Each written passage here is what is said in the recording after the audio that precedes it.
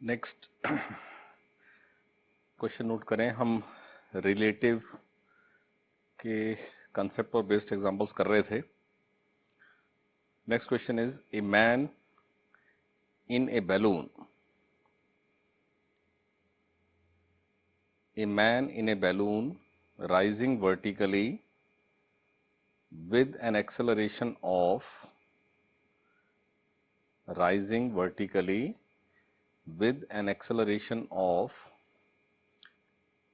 4.9 meter per second square drops a ball 2 seconds after the balloon is let go from the ground. 2 seconds after the balloon is let go from the ground. What is the greatest height? What is the greatest height above the ground reached by the ball? What is the greatest height above the ground reached by the ball? तो क्या case है ये कि एक balloon up moving है और उसके पास acceleration है 4.9 मीटर पर सेकेंड स्क्वायर। ये एक्सेलरेशन ऑफ बैलून है विद रिस्पेक्ट टू ग्राउंड। और इस बैलून में कोई मैन है, वो मैन एक बॉल ड्रॉप करता है। हम उस बॉल को स्टोन मान लेते हैं, क्योंकि B for balloon B for ball same हो जाएगा, तो मैं बॉल को स्टोन लिख रहा हूं, ठीक है। और ये कब ड्रॉप होता है?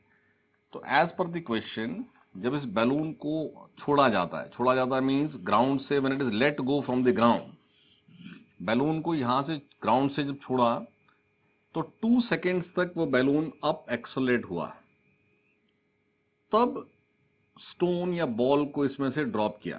तो आप किस height, let us name it as h1, ये अटेन हो चुकी थी, ये ग्राउंड से काउंट होना है।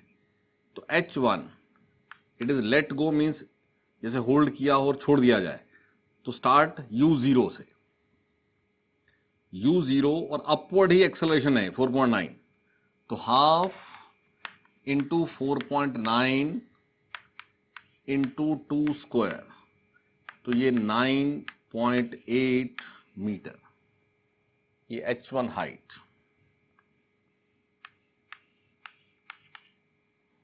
ठीक है। और साथ ही साथ u तो 0 थी, लेकिन बैलून स्पीड अप हो रहा था, तो ये v बैलून क्या है उस समय? तो u plus 80, 0, u is 0, plus 4.9 is acceleration and t is 2, यानी ये v ऑफ बैलून सॉल्व होता है 9.8 मीटर पर सेकेंड।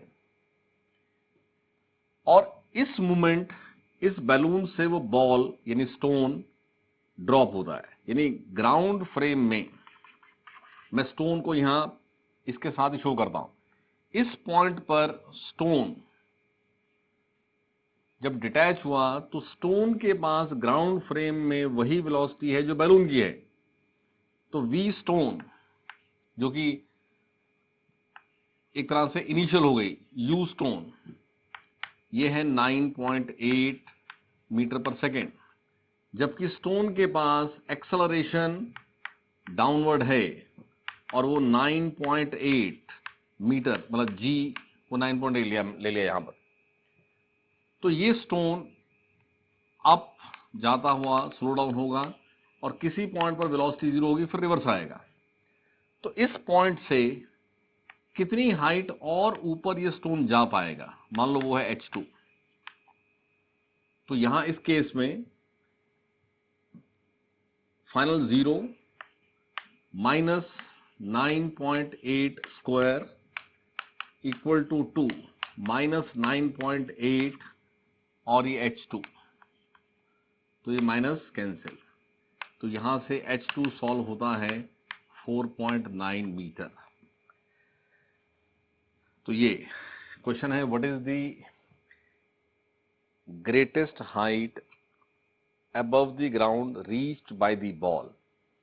तो ये बॉल ने पहले 9.8 मीटर बैलून में रह करके कवर किया, फिर बैलून से डिटैच होकर के इसने ये H2 और कवर किया।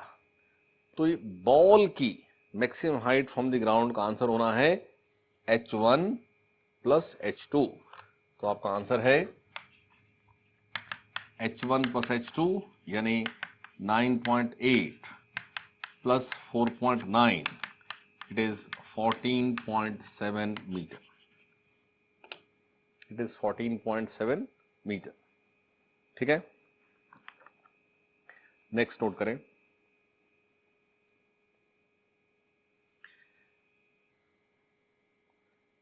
A balloon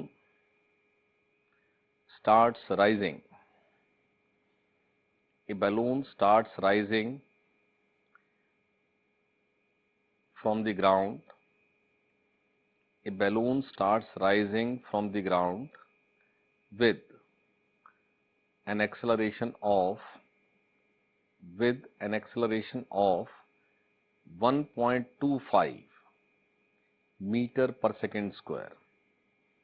A balloon starts rising from the ground with an acceleration of 1.25 meter per second square. Full stop. After 8 seconds, a stone is released from the balloon. Released means dropped. A stone is released from the balloon. What is the distance traveled by the stone? What is the distance traveled by the stone in reaching the ground? After it is released from the balloon. After it is released from the balloon. तो इस case में भी उस balloon को हमने ground से जब release किया तो बैलून के पास एक्सेलरेशन था 1.25 मीटर पर सेकेंड स्क्वायर। बैलून का एक्सेलरेशन था 1.25 मीटर पर सेकेंड स्क्वायर और 8 सेकेंड्स तक वो बैलून अप मूव होता रहा। तो 8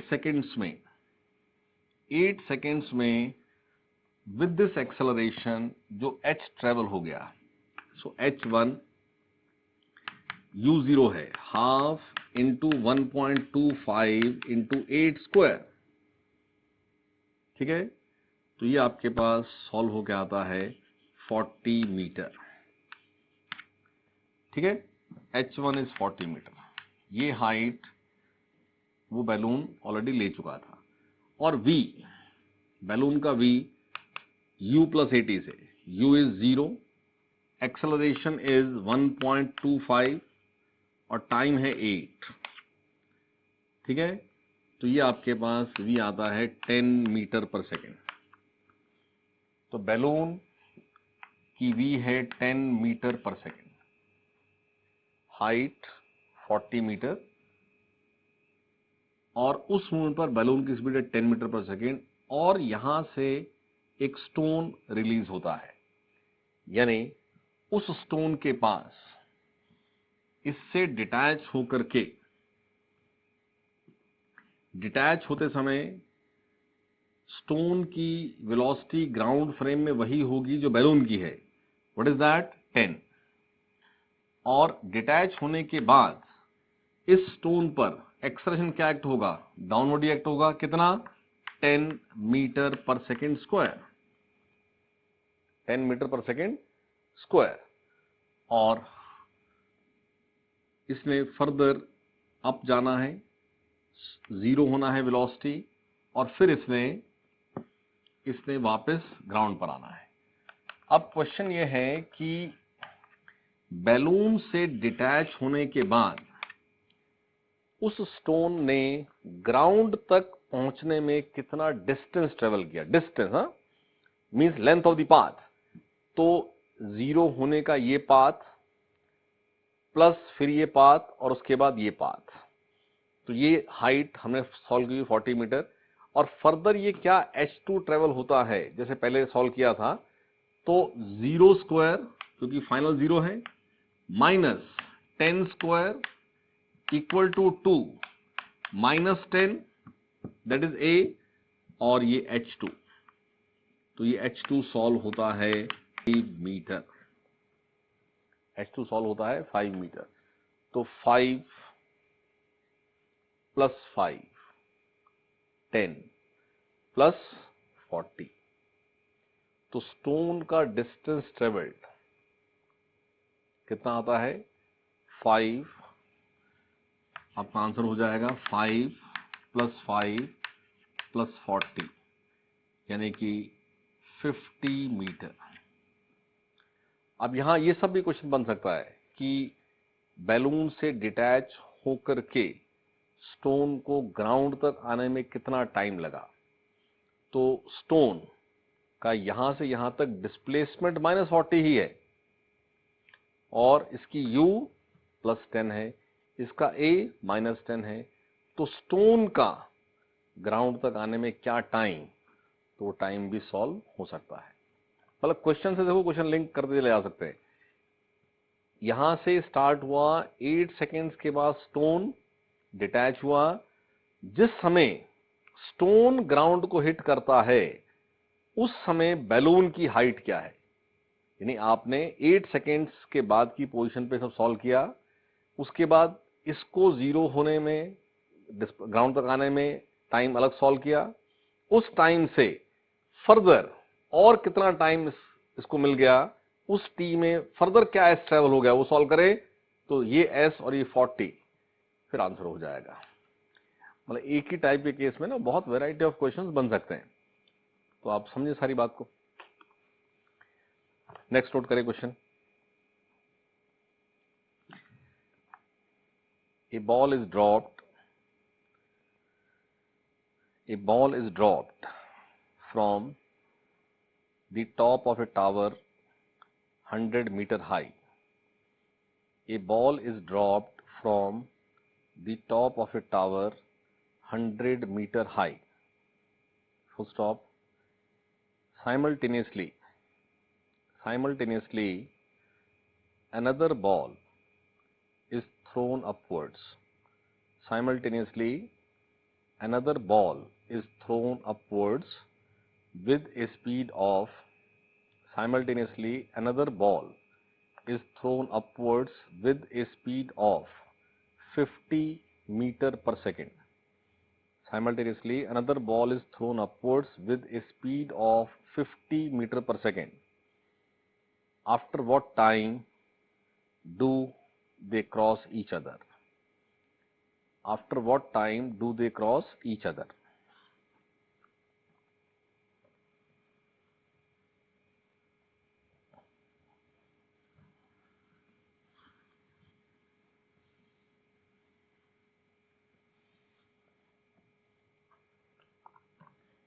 तो ये 100 मीटर की हाइट,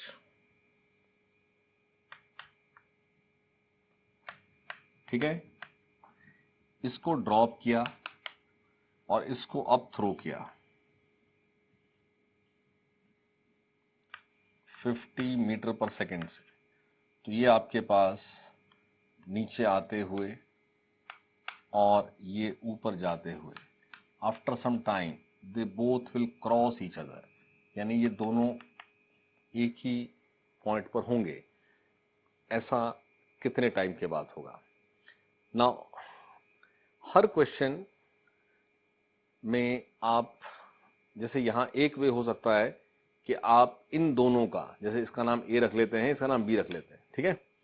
तो ए को with respect to ground study करो, बी को with respect to ground study करो। यानी अगर ए एच नीचे आया है तो ये एच आपने with respect to ground discuss किया। ऐसे ही बी कितना ऊपर चला जाएगा, बी जाएगा 100 माइनस एच, ठीक है। तो इस ए के लिए displacement is downward minus H U 0 और acceleration is minus ji T square. इस बी के लिए ये मैंने लिखा है फॉर ए, फॉर बी अगर लिखेंगे तो डिस्प्लेसमेंट अपवर्ड है, तो ये 100 माइनस एच है और यू अपवर्ड है, so plus 50 T, T same है और ए कहां है, downward, minus half G T square. ये बी के लिए इक्वेशन, ये ए के लिए इक्वेशन। यहां से आप चेक करें तो ये माइनस कैंसिल हो गया, यानी एच जो है वो हाफ जी टी स्क्वायर के इक्वल है। तो यहां पर, यहां एच और यहां हाफ जी टी स्क्वायर, ये क्या है 100 इक्वल टू, उसको मैं यहां ले जाऊं तो 50 T plus H minus half G T square. Now when H is equal to half G T square तो H minus half G T square 0 हो जाएगा, यानी आपके पास टी रह जाएगा 100/50, यानी कि टी होगा 2 seconds। So they will cross each other after 2 seconds। अब हो सकता है ये भी पूछ लिया जाए कि उस समय क्या हाइट है when they cross each other, तो इस टी को आप इसी एच में पुट कर दीजिए, हाफ जी टी स्क्वायर। तो टी को 2 पुट करेंगे तो 2 स्क्वायर और ये 2 है आपके पास, तो 10 इंटू 2 20 मीटर आ जाएगा, वो भी सॉल्व हो जाएगा। ये बिल्कुल ठीक है सारी बात। अब इसको थोड़ा सा ना एक और वे से समझें कि अगर मैं A with respect to B study करूं या B with respect to A study करूं, तो आप देखो, जब आप बोलते हो ना कि A with respect to B study होना है, इसका मतलब होता है कि आपने बी को ओरिजिन मान लिया और आपने उस रेफरेंस के विद रिस्पेक्ट टू ए के मोशन को स्टडी किया। और अगर बी विद रिस्पेक्ट टू ए बोलते हैं तो आपने ए को रेफरेंस मान लिया और बी का मोशन ए के विद रिस्पेक्ट टू डिस्कस हो रहा है।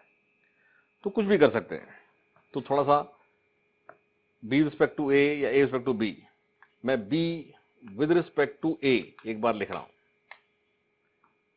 तो u of B, B u means initial velocity, with respect to ground it is 0, u of B A, नहीं sorry, u of a with respect to ground is 0, this is a, and b with respect to ground it is 50 meter per second upward, so plus 50.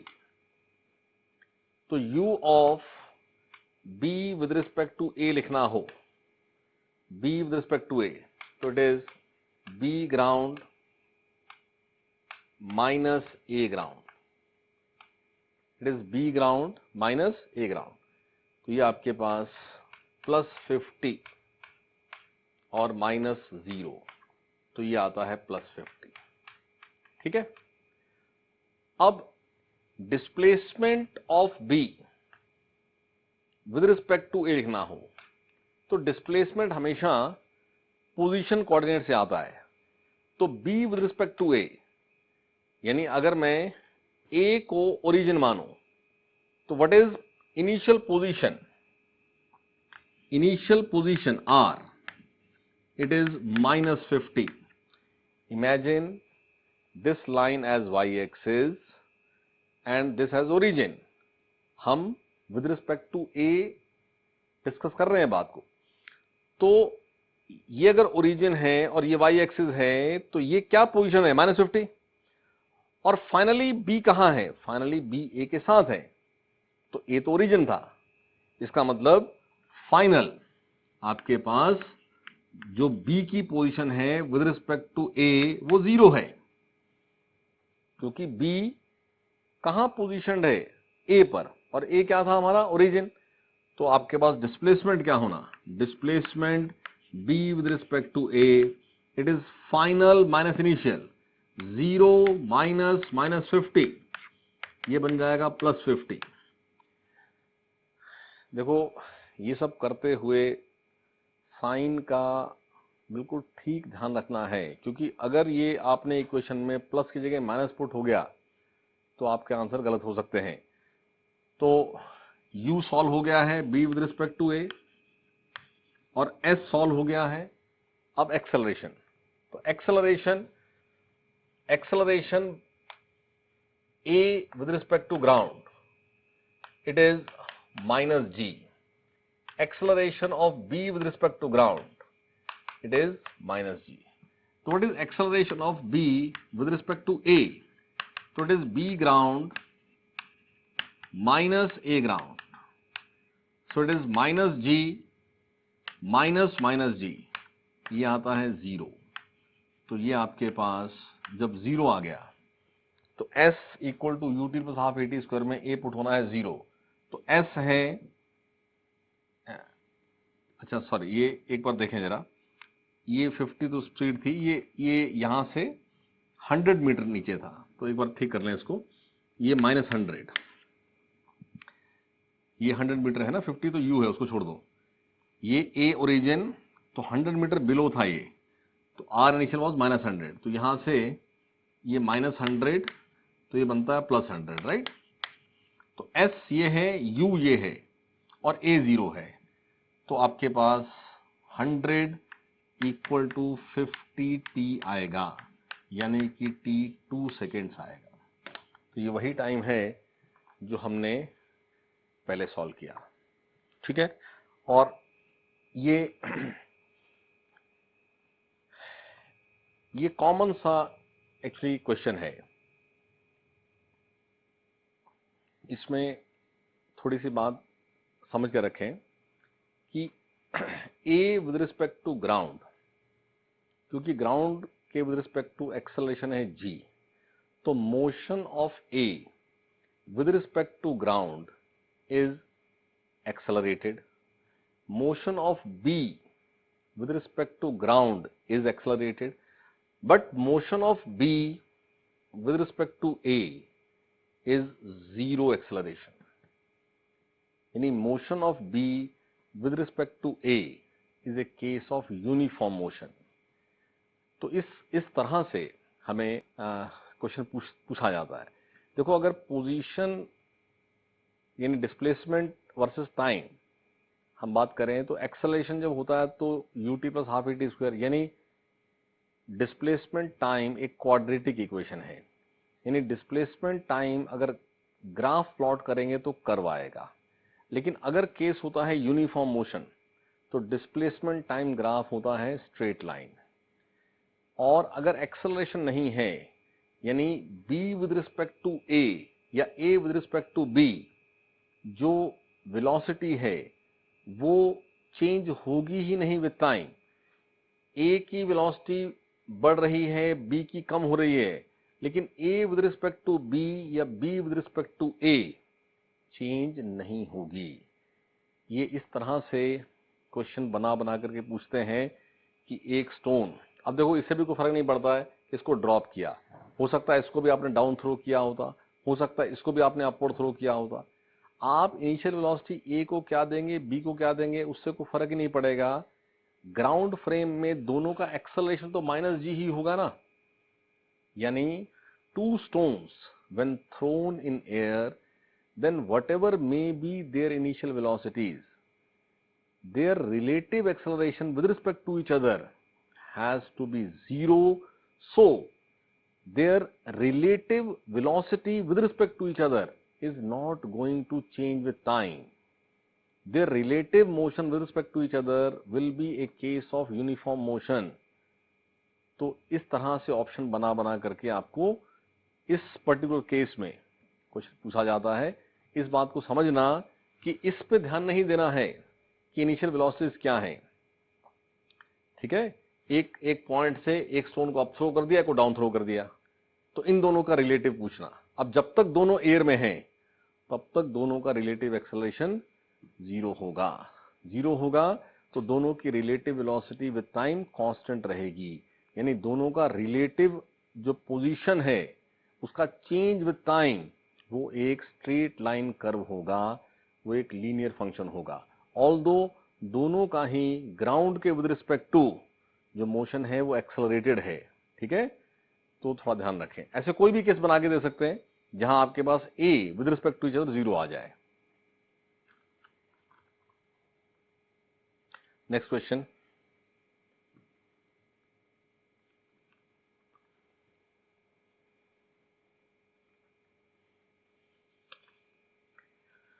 two persons A and B start from rest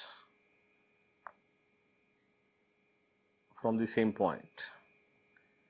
Two persons A and B start from rest from the same point along the same straight line. Full stop. Acceleration of A is 2 meter per second square and that of B is 6 meter per second square. After what time the separation between them will be 50 meter? After what time the separation between them will be 50 meter?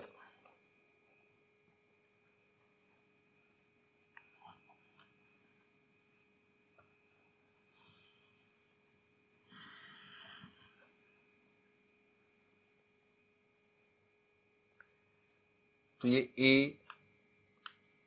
और ये B एक ही point से from rest start होते हैं और acceleration of A, ये A इसको आप विद रिस्पेक्ट टू ग्राउंड कह लीजिए, ये है 2 मीटर पर सेकेंड स्क्वायर और acceleration of B with respect to ground it is 6 metre पर सेकेंड स्क्वायर, ठीक है। तो अभी इनिशियली इनमें सेपरेशन नहीं है, but after some time A अगर यहां है तो B इस तरह से यहां है, सॉरी। तो ये सेपरेशन ये 50 मीटर हो जाए, आफ्टर व्हाट टाइम ऐसा होना है? तो एक वे तो ये है कि आप दोनों को ग्राउंड फ्रेम में डिस्कस करो। जैसे अगर A की बात करें तो A ने अगर S ट्रेवल किया है ग्राउंड के रिस्पेक्ट टू, तो B ने S प्लस 50 किया है। तो A के लिए अलग इक्वेशन लिख लो, B के लिए अलग लिख लो। हम दोनों वे से करके देखते हैं। A with respect to ground अगर स्टडी किया जाए तो U is 0, acceleration is +2 and displacement is some S, ठीक है। तो S is half into 2 into T square, और B with respect to ground U is 0, acceleration is +6 and displacement is S plus 50 and it is half into 6 into t square. तो यहां से S solve हो रहा है t square, ठीक है। तो इस S को पुट कर दो, t square plus 50 equal to 3t square, यानी 50 इज 2t स्क्वायर, यानी t इज 5। ये 50/2 हो जाएगा 25 का रूट हो जाएगा 5। ये एक वे हुआ। दूसरा वे ये है कि आप B को स्टडी करो विद रिस्पेक्ट टू A।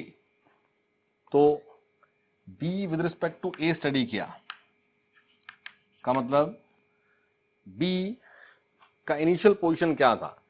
मैंने A को मान लिया ओरिजिन, तो B A के साथ था, तो पोजीशन इनिशियल वाज 0 और पोजीशन फाइनल क्या है? ओरिजिन इज A और B उस ओरिजिन से 50 मीटर राइट साइड में, तो फाइनल इज +50 ओनली, यानी displacement of B with respect to A ये +50 ही है, और U यू ए ग्राउंड 0 थी, बी ग्राउंड 0 थी, B with respect to A भी 0 ही आएगी, but acceleration B with respect to A क्या होना है, B ground minus A ground. Now what is B ground? B ground is plus x, and what is A ground? It is plus 2. तो ये आपके पास plus 4, acceleration is plus 4. तो यहां से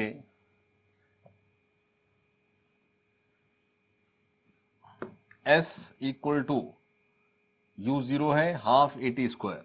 So 50 is half into 4 into t square. तो ये आपके पास 2 से 25, तो t आ जाएगा 5.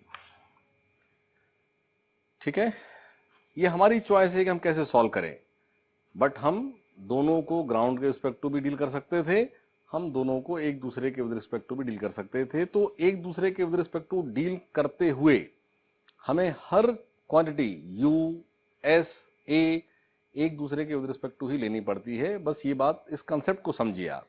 ठीक है, नेक्स्ट नोट कर example. A and B are running along a straight line. A and B are running along a straight line. Full stop. A is ahead of B. A is ahead of B. And at some instant, the separation between them is 100 meter. At some instant, the separation between them is 100 meter, and at that instant, velocity of A is 10 meter per second. At that instant, velocity of A is 10 meter per second and has acceleration 2 meter per second square, comma, velocity of B is 8 meter per second, velocity of B is 8 meter per second and has acceleration 6 meter per second square.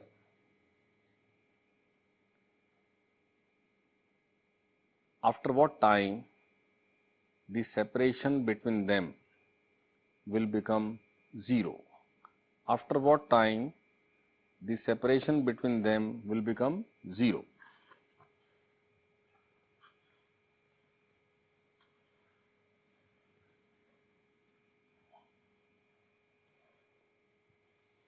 तो ये A B से ahead है like this, और ये 100 metre ahead है, और इस moment पर वेलोसिटी, इसको U बोलेंगे, A ground, it is 10 metre पर सेकेंड, और acceleration A ground it is +2, ये सब प्लस है, 2 मीटर पर सेकेंड स्क्वायर. ठीक है, और B के लिए U B ground it is +8 and acceleration B ground it is +6.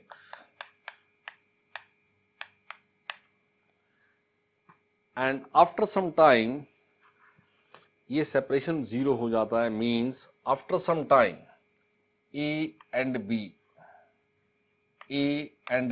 are like this, they are at the same point.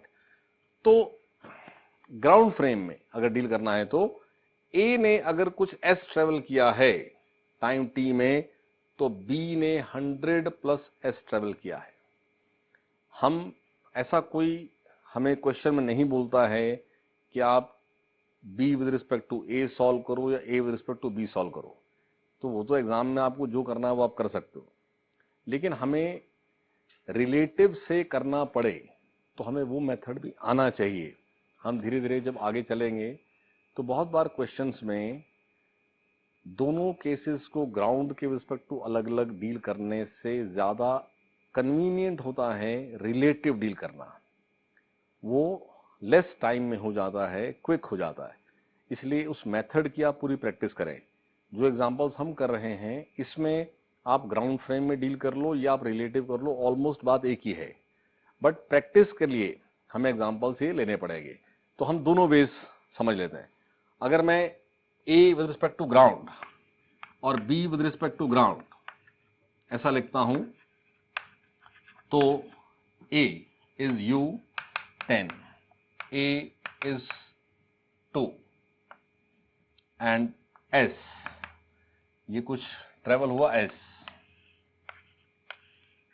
तो क्या लिखेंगे, S is 10t plus half into 2 into T square. और B respect to ground, तो u है 8, a है 6 और s plus 100, ठीक है, s plus 100 it is 8t plus half into 6 into T square. तो आपने ये s की वैल्यू यहां पुट कर देनी है। 10t प्लस क्या, टी स्क्वायर प्लस क्या 100 is equal to 8t plus 3t square. इस तरह से आपके पास t सॉल्व हो जाएगा। ठीक है, ये वो मेथड हुआ जब आपने दोनों को रिस्पेक्ट टू ग्राउंड डील किया। अब साथ ही में समझना है कि अगर मैं इन दोनों को एक दूसरे के रिलेटिव डिस्कस करता हूं, तो जैसे b with respect to a या a respect to b, b with respect to a बात करें, यानी ओरिजिन कौन हो गया a, तो व्हाट इज आर इनिशियल, ये ओरिजिन तो उसके लेफ्ट में है, ये इनिशियल इज -100 और after some time b a के साथ है, तो what is R final, it is 0।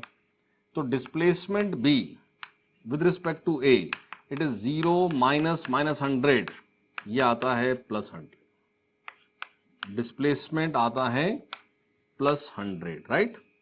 और u b with respect to a, it is u b ground minus a ground. What is b ground? B ground is +8, ये u, और a ground is +10, तो ये आपके पास है -2। Sign का ध्यान रखना है, u आ रहा है b with respect to a -2। Now acceleration b with respect to a, ये क्या है, b ground minus a ground, तो b ground acceleration is +6, a ground acceleration is +2, तो ये आपके पास 6 minus 2 it is +4, तो b with respect to a is +4, तो s is +100 equal to u is -2 t plus half into 4 into t square. तो यहां से ये t सॉल्व हो जाएगा। ठीक है, नेक्स्ट नोट करें question. At some point along a straight line, at some point along a straight line, comma, person A has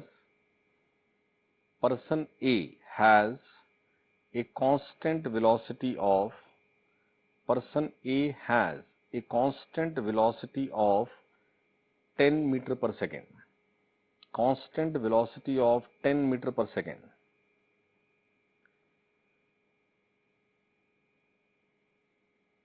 and person B start from rest with acceleration of 2 meter per second square, एक ही point पर, किसी moment पर ए के पास constant velocity है 10 metre पर second और B उसी point पर रेस्ट से स्टार्ट हो रहा है विद ए 2 मीटर पर second square. Now what can be the maximum distance by which A can be ahead of B? What can be the maximum distance by which A can be ahead of B? And second part of the question, after what time will they be together on that line? After what time will they be together on that line?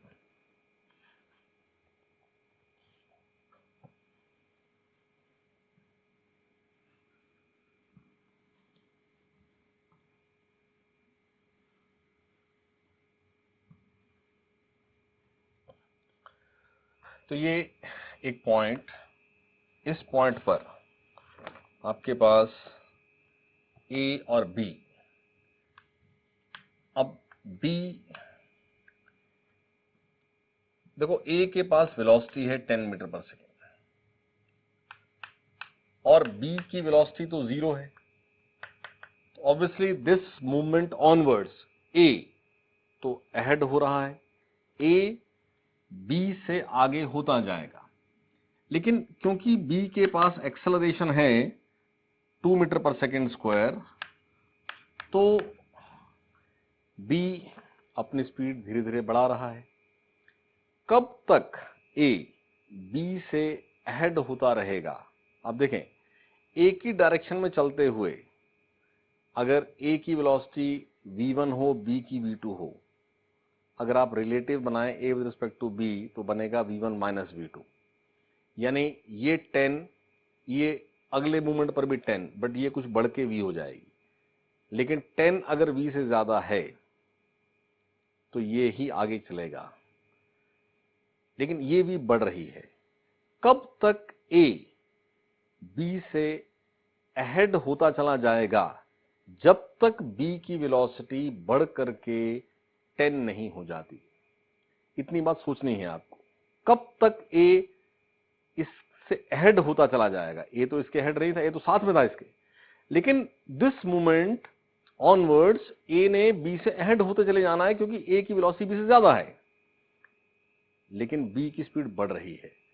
यानी उस movement पर इनके बीच में, यानी A B से maximum ahead होगा जब B की वेलोसिटी भी 10 हो जाती है. उस समय जो S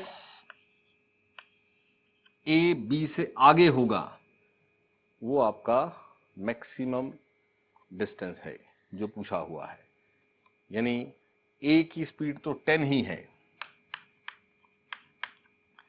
ठीक है, मैं A with respect to B solve कर रहा हूं. मैं आप ग्राउंड के रिस्पेक्ट टू करके नहीं दिखा रहा हूं, वो आप खुद कर सकते हैं. मेरा एम ये क्वेश्चंस की हेल्प से आपको रिलेटिव की प्रैक्टिस कराना है, तो मैं रिलेटिव से ही कर रहा हूं. A with respect to B. Now what is U of A with respect to B? U A ground minus U B ground, and U A ground is plus 10, U B ground is 0.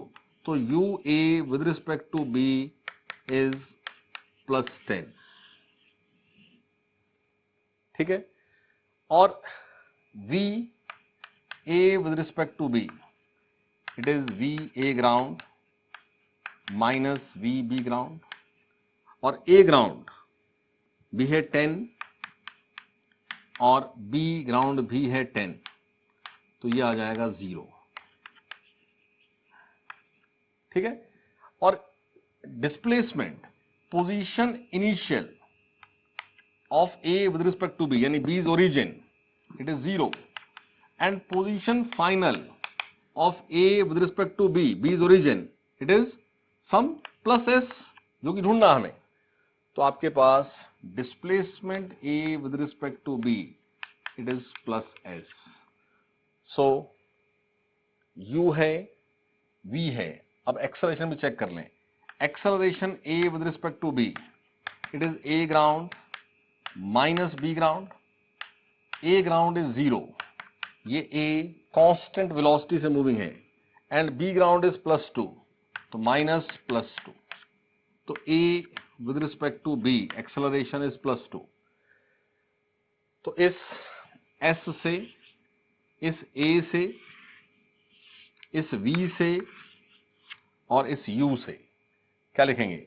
0 square minus 10 square equal to 2, a है -2 और ये है +s, तो minus minus cancel, 100/4, s is 25 metre.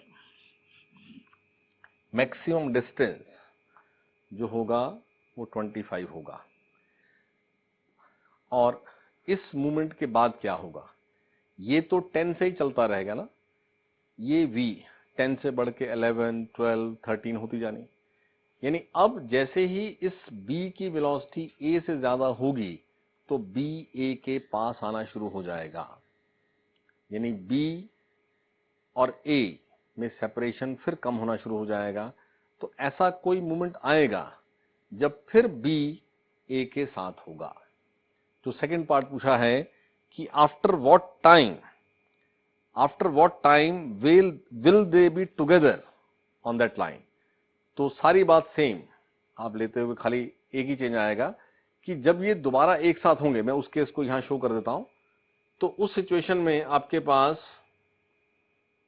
ऐसा है कि a जहां है b भी वहीं है. a की वेलोसिटी तो 10 ही है, b की पता नहीं कितनी है, लेकिन after some time a and b will again be together. यानी अभी आप s की बात करें तो इनिशियल भी 0 था और फाइनल भी 0 है. यानी displacement a with respect to b 0 है. तो ऐसा कितने टाइम के बाद हुआ? तो this 0 is equal to ut. Now what is u? +10 t. Half what is a? a is -2 and t square. तो यहां से ये माइनस यहां चला जाएगा, 2 से 2 कैंसिल हो गया. t स्क्वायर इक्वल टू आएगा 10t. ये t से t कैंसिल हो जाएगा तो t का आंसर आ जाएगा 10. यानी इस मूवमेंट से 10 सेकेंड्स के बाद ऐसा होगा कि वो दोनों फिर से एक साथ होंगे. क्लियर? रिलेटिव को कैसे करना, पूरा ठीक साइन का ध्यान रखना पड़ेगा. नेक्स्ट नोट करें example. A lift is moving upwards. A lift is moving upwards with a speed of 10 meter per second. A lift is moving upwards with a speed of 10 meter per second. Full stop. A bolt is dropped from its roof. A bolt is dropped from its roof. Full stop.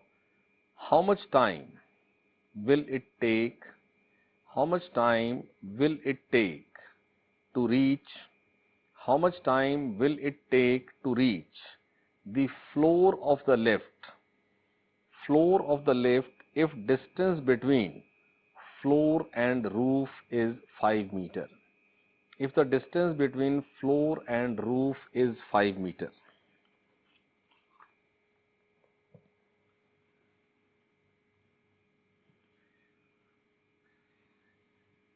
देखो इस question में उस lift की roof से कोई bolt, ये एक lift है, इस लिफ्ट की रूफ और इसके फ्लोर के बीच में जो ये डिस्टेंस है ये 5 मीटर है. यहां से एक बोल्ट ड्रॉप होता, बोल्ट मीन्स कोई भी ऑब्जेक्ट ड्रॉप होता है और वो इस लिफ्ट के फ्लोर पे गिरता है.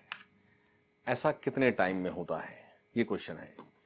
बट जब ये बोल्ट इस रूफ से डिटैच हो जाएगा तो वो बोल्ट रूफ मतलब लिफ्ट के कहीं कांटेक्ट में ही नहीं होगा, यानी वो बोल्ट उस समय ग्राउंड की ग्रेविटी जो है ना उसके इन्फ्लुएंस में फॉल हो रहा है। देखो ग्रेविटी नहीं हो तो गिरे ही क्यों ये, ठीक है ना, ये फ्लोर तक पहुंचे नहीं। लेकिन जब तक वो लिफ्ट के साथ अटैच है तो केस ये है कि velocity of lift with respect to ground it is +10 and acceleration of lift with respect to ground तो 0 है, lift is going at a constant velocity। तो यहां आप समझो, हम इस केस में ये इमेजिन ही करना मुश्किल है कि उस बोल्ट ने ग्राउंड के विद रिस्पेक्ट टू क्या डिस्प्लेसमेंट किया। हमें केस ये गिवन है कि इस रूफ से वो बोल्ट ड्रॉप हुआ और फ्लोर पे गिर गया, यानी बोल्ट का डिस्प्लेसमेंट अगर मैं लिफ्ट पर ओरिजिन ले रहा हूं तो लिफ्ट पर उसका इनिशियल पोजीशन थी 0, मैंने यहां ओरिजिन लिया, और लिफ्ट के रिस्पेक्ट टू उसकी फाइनल पोजीशन है -5, यानी displacement of bolt with respect to lift हमें क्वेश्चन में गिवन है -5। हमें विद रिस्पेक्ट टू ग्राउंड तो कुछ गिवन ही नहीं है, तो आसान होगा कि हम हर चीज bolt with respect to lift ही लिख लें। Now u of bolt with respect to lift, answer is 0 because bolt is dropped from the lift. Lift frame में बोल्ट की u 0 है। और ऐसे ही acceleration bolt with respect to lift लिखना पड़ेगा, तो bolt ground minus lift ground, और बोल्ट ग्राउंड है -10, बोल्ट ग्राउंड है -10 और लिफ्ट ग्राउंड क्या है 0, तो acceleration of bolt with respect to lift हो जाता है -10। तो इस S से, इस U से और इस A से आप इस बात को समझें कि मैं हर चीज सेम फ्रेम में लेने की कोशिश कर रहा हूं, वो करनी मस्ट है। तो S is -5, U is 0, half -10 t², ये माइनस माइनस कैंसिल, t² आता है 1, यानी t आ जाएगा 1। तो आफ्टर 1 सेकेंड द बोल्ट। तो ये एग्जांपल में आप समझें, जैसे मैंने शुरू में बोला कि कुछ क्वेश्चंस में आप ग्राउंड के विद रिस्पेक्ट टू डील ना करना आसान होता है। इस क्वेश्चन को हमने कहीं ग्राउंड को बीच में लिया ही नहीं, ये हम बहुत जल्दी कर गए with respect to lift deal करते हुए। अब यही हो सकता है कि ये लिफ्ट कांस्टेंट स्पीड से ना जा रही होती, लिफ्ट एक्सेलरेट हो रही होती, तो उस केस में ये एक्सेलरेशन काउंट करते, और एक्सेलरेशन बोल्ट लिफ्ट ढूंढते हुए ये लिफ्ट ग्राउंड का ए भी हम साथ में यहां लिखते, और फिर वहां से आपके पास टी सॉल्व होता। ठीक है।